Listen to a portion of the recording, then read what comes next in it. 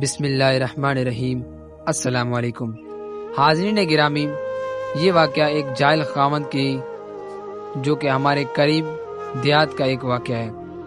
ایک نوجوان جس کی تعلیم بھی نہیں تھی اور شکل بھی عام سی تھی، یعنی شکل بھی عام اور عقل بھی عام، اور تعلیم بھی نہیں تھی۔ اس کی ایک خوبصورت کزن تھی۔ اس نوجوان نے کہا، میں اپنے اس کزن سے شادی کرنا چاہتا ہوں۔ چنانچہ ماں باپ نے بھی ادھر زور دیا۔ لڑکی والوں نے لڑکی سے پوچھا تو لڑکی نے شروع میں ہاں کر دی۔ نکاح ہو گیا، رخصتی بھی ہو گئی، لیکن جب وہ آ کر اس کے پاس رہی تو اب اسے پتا چلا کہ یہ تو پکا جاہل ہے۔ وہ سوچ میں پڑ گئی، نہ عقل ہے نہ شکل ہے، زندگی کیسے گزرے گی؟ چنانچہ اس لڑکی نے دل ہی دل میں اس نوجوان کو ناپسند کرنا شروع کر دیا، مگر خاموش رہی۔ شادی کے 3-4 دن بعد عام طور پر دلہنیں اپنے ماں باپ کے گھر جاتی ہیں۔ یہ لڑکی بھی گھر چلی گئی۔ اس کے دل میں یہ بات تھی کہ اب میں دوبارہ اس گھر میں کبھی نہ آؤں تو زیادہ اچھی بات ہوگی، مگر اسے ماں باپ کے سامنے بات کرنے کی جرت نہیں ہو رہی تھی، کیونکہ ایک تو قریب کا رشتہ دار تھا اور دوسرا شروع میں ہاں بھی کر چکی تھی۔ انہیں ایک گاؤں سے دوسرے گاؤں جانا تھا۔ راستے میں اس نے خاوند سے کہا، مجھے پیاس لگی ہے۔ قریب ہی ایک کنواں تھا۔ خاوند نے جا کر ایک طرف گٹھڑی رکھی اور کنویں سے ڈول کے ذریعے پانی بھرنے لگا۔ بیوی کے دل میں شیطان نے ایسی بات ڈالی کہ اس نے پیچھے سے اپنے خاوند کو کنویں میں دھکا دیا۔ جب دھکا دیا تو خاوند کنویں میں جا گرا۔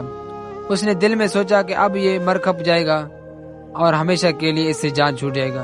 اب وہ واپس ماں باپ کے گھر چلی گئی۔ اس نے ان کے پاس جا کر عورتوں والا مکر کیا۔ عورتیں مکر میں تو مشہور ہوتے ہیں، جیسے اخوان یوسف نے مکر کیا ویسے ہی اس نے بھی مکر کیا۔ وہ روتے ہوئے گھر پہنچی۔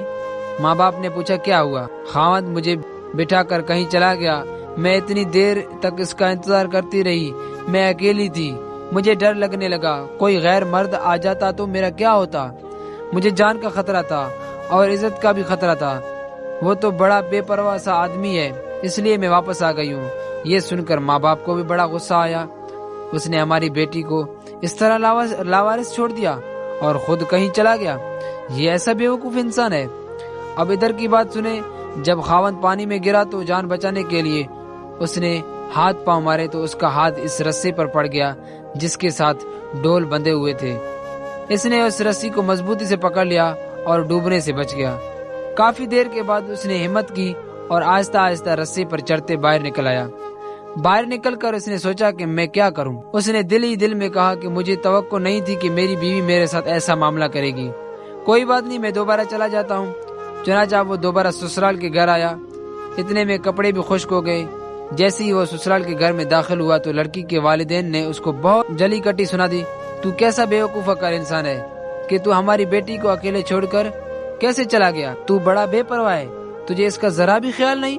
انہوں نے جو کچھ بھی کہا اس نے خاموشی سنا اور آخر میں صرف اتنا ہی کہا کہ مجھ سے غلطی ہو گئی، بہرحال آپ اپنی بیٹی کو بھیج دیں، ہمیں گھر جانے دیں، دیر ہو رہی ہے۔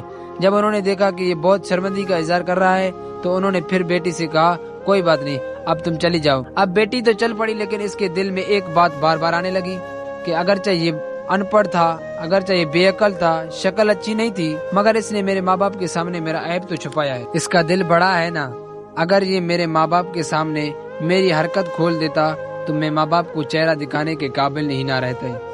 اسی ایک بات پر اس لڑکی کے دل میں خاوند کی ایسی محبت پیدا ہوئی کہ اس نے اپنی بقایا پوری زندگی اپنے خاوند کی محبت میں گزاری۔